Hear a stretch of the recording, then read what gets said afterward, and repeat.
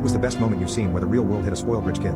I grew up poor in a rich neighborhood. Not that we can only afford one vacation a year kind of poor. I'm talking about the kind of poor where your stomach grumbles through lunch, and you pretend it's by choice. The kind where your mom works 2 jobs just to keep the lights on and still has to decide between paying the rent or the electric bill. Now imagine trying to go through a prestigious high school with those conditions. That was my life. Then there was this kid, Brad. He was everything I wasn't: rich, popular, and spoiled. But Brad had a problem. He was cruel. And he was a rich, spoiled kid. Brad isn't happy with just having money. He had to flaunt it too. His clothes were designer. His car was the latest Maserati. And his ego was through the roof. And Brad loved to make people like me feel small. He picked you apart, always looking for something you were insecure about, and making sure everyone knew. And he used it on me when he found out I was poor. Every day while I walked to school he would spit on me and say maybe one day you can work for my dad and afford a bus pass. I took it though because I really didn't want to escalate the situation. And though I hated Brad, his insults eventually got old and I stopped caring about what he said because I knew that his actions would come to bite him in the future. Instead, I started focusing on my future, and what I could do to never have to endure what Brad did to me. So, while Brad was busy banging chicks and partying, I got a part-time job working for Brad's grandfather.